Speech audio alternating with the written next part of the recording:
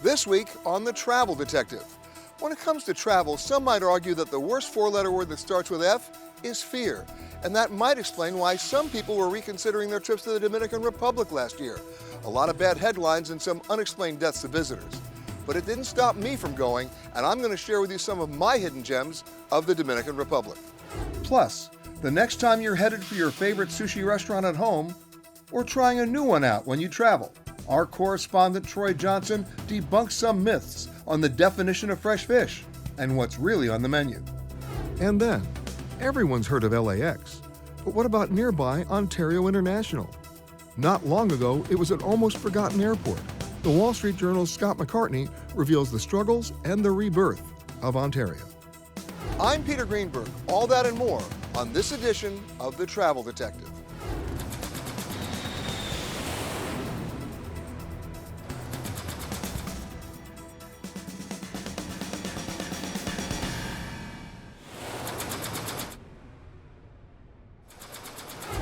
Every year, 6 million people visit the Dominican Republic, and about 2 million of those come from the United States. The reasons why they come? Pretty obvious. First, connectivity. Just about every U.S. airline flies here. And the second, just as obvious, the sun, great beaches, and a large number of all-inclusives with a wide variety of price packages.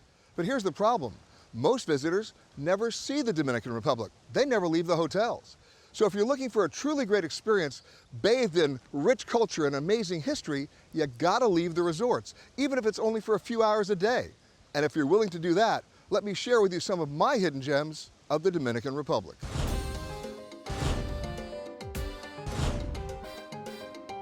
Located in the Greater Antilles on the island of Hispaniola, the Dominican Republic is bordered by the Atlantic Ocean to the north and the Caribbean Sea to the south.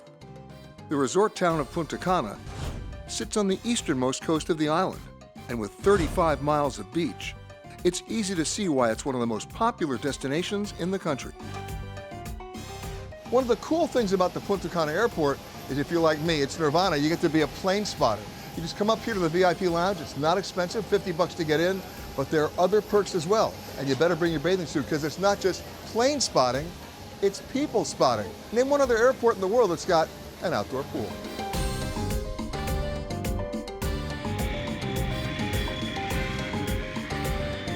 If you've got some time to kill before your flight, why not grab a glass of champagne and hop in the water? Even if you don't want to swim, let's face it, when else are you going to ever have a chance to do this? And the folks here really want you to take advantage of the Dominican weather and hospitality. We provide the towel, we provide the shower, and we provide the drinks and the food. So all you need to remember is pack a swimsuit in your carry-on.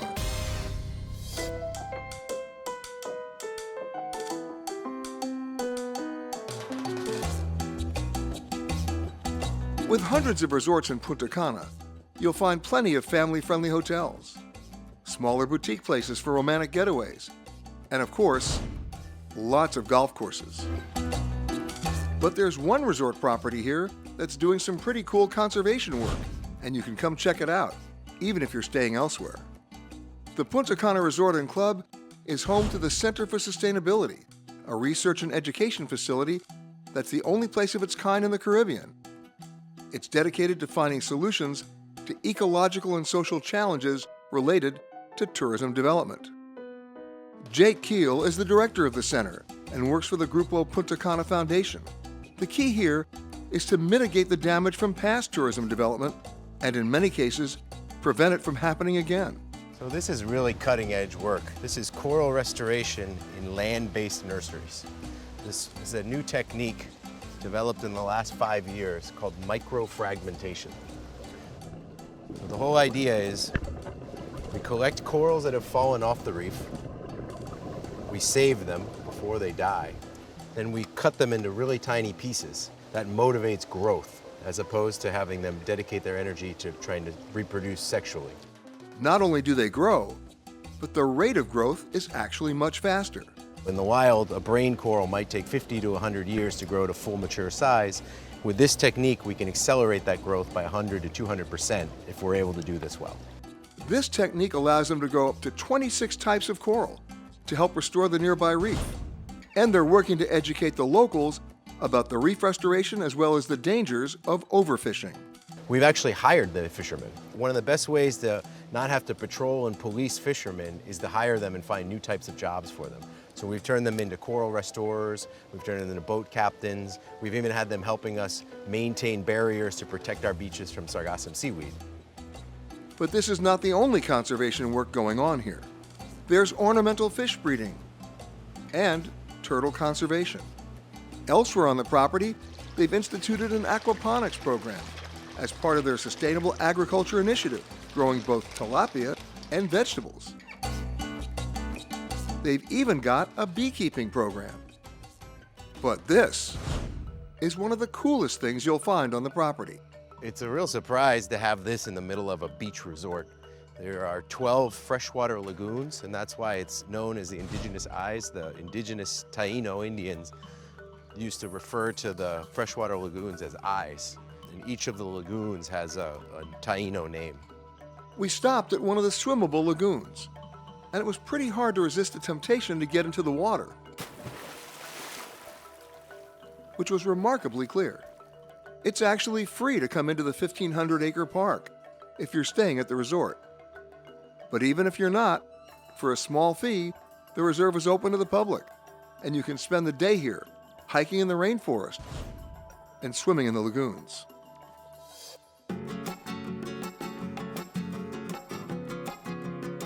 Just a short bike ride from the reserve, you'll find Punta Cana Village.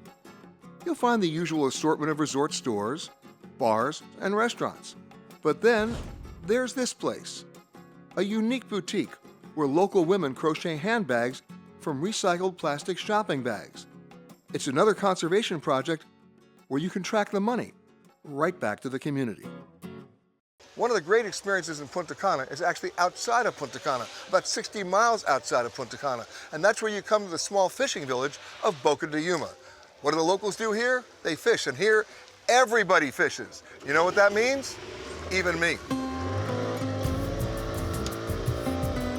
Morning, man. This sleepy little town sits at the mouth of the Yuma River, near the Caribbean Sea, with a blink and you'll miss it Main Street with a few seafood restaurants and watering holes, and a small community park next to the remains of a small historic lighthouse and a couple of old, rusty cannons.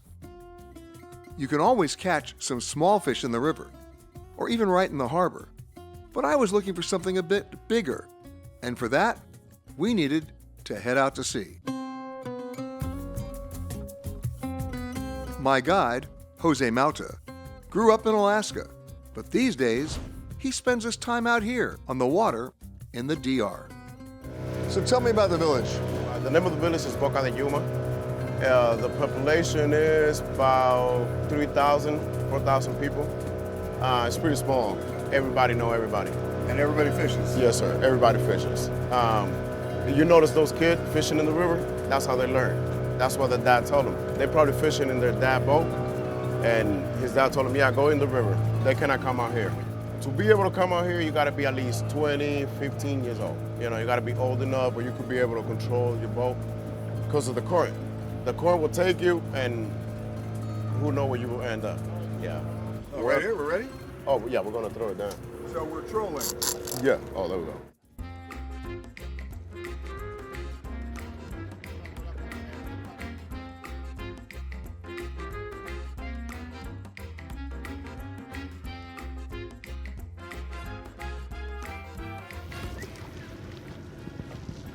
They don't care. No. No, no, no. No, he's got it. Oh my God. Well, I didn't catch a fish, and I almost caught a bird and kind of messed it up too. But Jose tells me we're going to get a fish, and we're going to get a fish.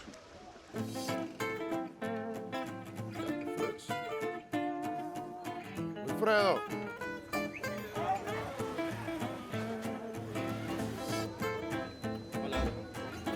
Wow. That is one nice looking fish. Yes, it is. Beautiful fish. Thank you. I'll pay you $10 if you tell everybody I caught this. Well, you could pay me 50 to fish my fishing well. You serious? I'm joking. Let's just eat. Okay.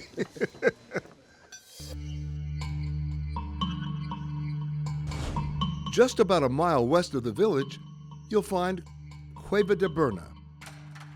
As you'd expect, it's filled with stalactites and stalagmites. But the real reason to come here is for the Taino Petroglyphs. There are more than 300 of these caritas, or little faces on the walls, which is why this is considered one of the most important caves in the area. While you're here, it's just a short drive from Cueva de Yuma to the former home of Spanish explorer Juan Ponce de Leon. The nearly 500-year-old estate, built by Taino slaves, was a working farm and a sugar plantation. The building has been restored to reflect the 16th century style and the way it may have looked before the conquistadors moved on to Puerto Rico and later to Florida. I think that's an interesting thing. This one piece will make 52 layers. Watch on mobile devices or the big screen. All for free. No subscription required. One of the best ways to see Punta Cana is to wake up early and then get up early. How? In this balloon. It's the only one in the entire country. It's run by Luis Leonardo, the pilot, and it's the best way to see the region. Luis and his family started the company in 2002. And, very surprisingly, they're the only professional hot air ballooners in the Caribbean.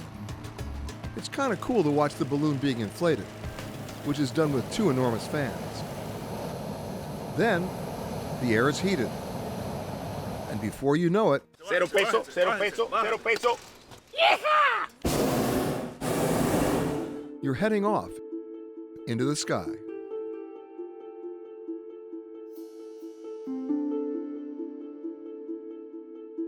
Well, the cool thing about this is how quiet it is. Yes, it is. In my experience with ballooning, the only sounds you hear are the sounds of dogs because they hear us, but they can't figure out where we are. Yeah, that's true. Am I right? True. That's true.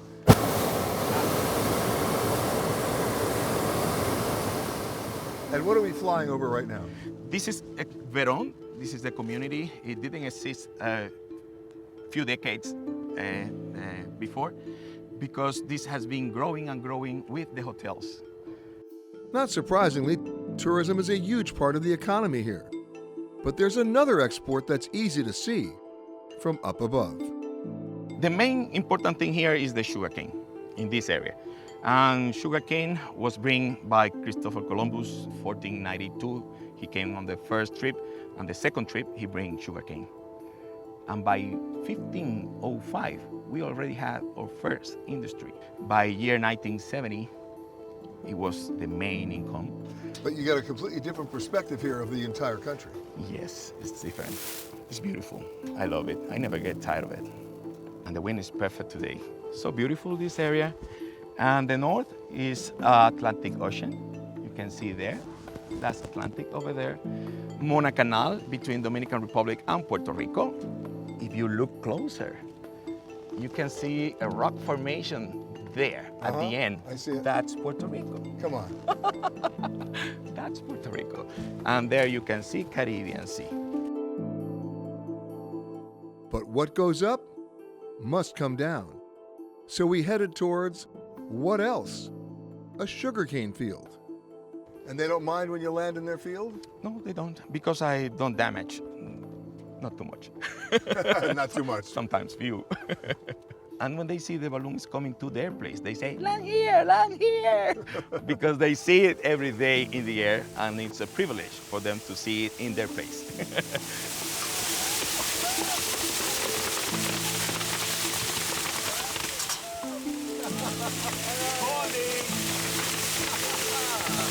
Here we go. Just a little sugar cane. Wow. Awesome. Wow. Children of the corn. Wow. That was great. And that's how you do it. And that's how you do it. That was cool. And as they say, any landing is a good landing and a pretty good way to start the day.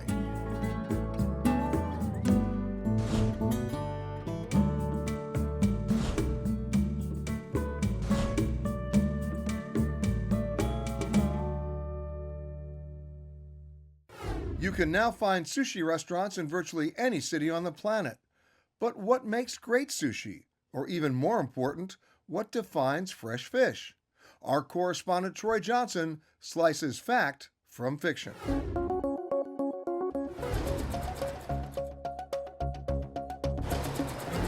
A big part of traveling is eating on the road. And in today's food-driven world, the options are endless. But along with the great restaurants and the great food choices come a lot of enduring and misleading myths. In this report, everything you need to know, but probably didn't, about sushi. The first myth: frozen sushi is bad, straight out of the water is good. Truth is, almost all sushi's been frozen.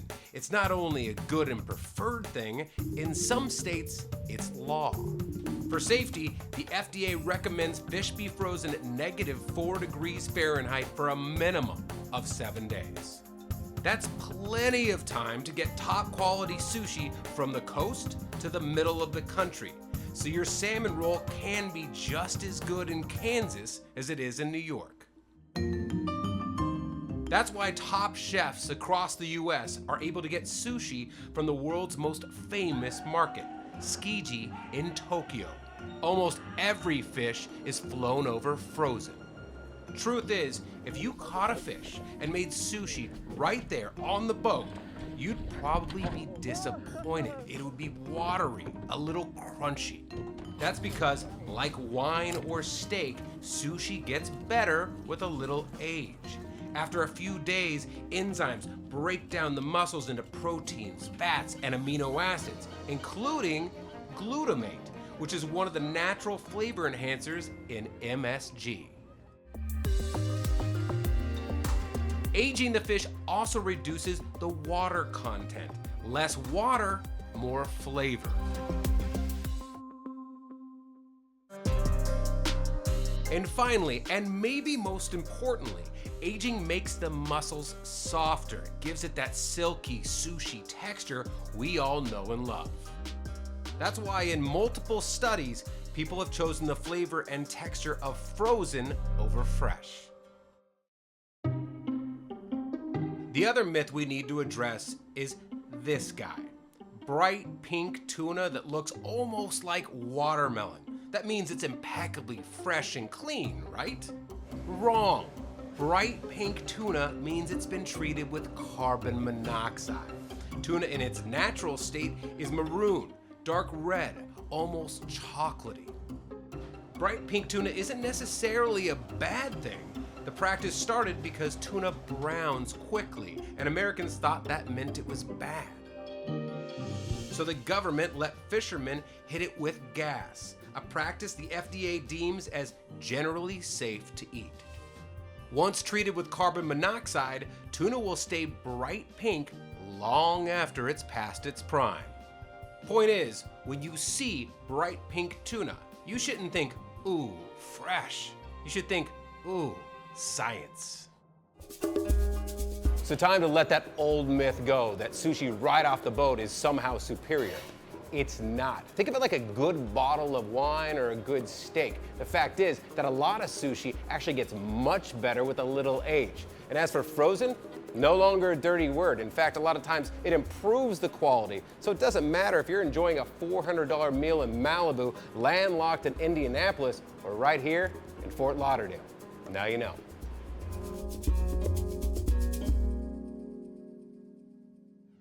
It's the fastest growing airport in America. But like a number of secondary airports, it was either being forgotten or ignored. The Wall Street Journal's Scott McCartney has a report on the surprising success story and why you might even want to fly to the Ontario, California International Airport. Let me ask you a question. How many airports does a city really need? Big cities need more than one. Look at how much growth there's been and how much congestion at the big airports. But airlines often fight efforts to expand at secondary airports. It's happened in Dallas and Atlanta and Chicago and other places. So what happens to the existing secondary airports? How do they survive? Take a look at Ontario International Airport in California. Built in the 1920s, its initial use was primarily as a military training facility. In the late 1960s, the airport shifted to more commercial flights. It also served the purpose of relieving congestion from LAX, its massive neighbor to the west. But Ontario Airport CEO Mark Thorpe says the airport played another role. The city of Los Angeles actually took over ownership and control of the airport here, largely because they needed a diversion airport for LAX when fog restricted activity at that airport. This means that Ontario is the only airport in the region that can support the same size aircraft as LAX.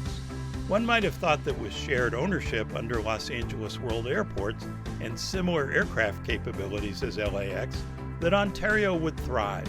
And for a while, it did. By the early 2000s, it had actually reached record levels of about 7.2 million passengers. 2 new terminals were built here, opened in 1998. But by 2008, 2009, with the financial crisis, traffic actually dropped off by about 40% here. As other airports were growing, Ontario was not. Why? Because as more money was poured into development at LAX, Ontario was essentially left to flounder. How bad did things get? Look around. No planes, no people, no annoying announcements. Things got so slow at Ontario that much of the airport was like this. In fact, LAX took the extraordinary step of closing off a wing of the airport, and it remained closed for a decade. The siphoning of resources into LAX continued for years, until the people of the Inland Empire demanded a change. There was actually an interest on the part of the City of Ontario, the 130 local communities out here in the area, in greater Los Angeles area, that wanted to get the airport back, bring back local ownership and control. That process began in 2009, and by 2016, the airport transferred back to local control and ownership. And the plan worked. In only a few years, Ontario International Airport has already seen the benefits of this localized independent leadership. Even the airlines were on board. Once Ontario took over, you started seeing major changes. JetBlue came in and Frontier came in, China Airlines, and American upped their flights, and Southwest is starting to get back on track. As passenger counts increased, that meant increased demand for shopping and dining at the airport itself. However, those revenue streams haven't made officials lose sight of their main focus, bringing in more airlines. The first thing we did was start to get the carriers that were here to grow more, particularly the Deltas, Uniteds, Americans to their hubs. We tried to get in some new low-cost carriers. So Frontier came right after the transfer, followed shortly after by China Airlines coming in, which was an incredible achievement in Southern California because it's the first time there's been a flight across an ocean from an airport other than LAX in the history of our region. As Ontario continues to gain airlift from the major carriers, some of their routes are now traveling to and from international destinations. Thanks to this increase in airlift, they're building a new customs processing center for all of the inbound international flights. And even with airlift back on the rise, it remains an easy airport for passengers to navigate. Bank of America executive and mega frequent flyer Al Arguello says he does almost all of his flying out of Ontario. They're adding additional airlines, which makes it more accessible to travel cross-country without encountering any additional stops on the way. And the expansion, this airport will continue to grow. It's not constrained by space, as is other smaller airports like Burbank, Long Beach, John Wayne. This will continue to grow and accommodate the growth that's happening in this region. Another part of Ontario's growth is that it's become one of the largest cargo hubs in the country. There's Amazon and UPS. FedEx is actually expanding.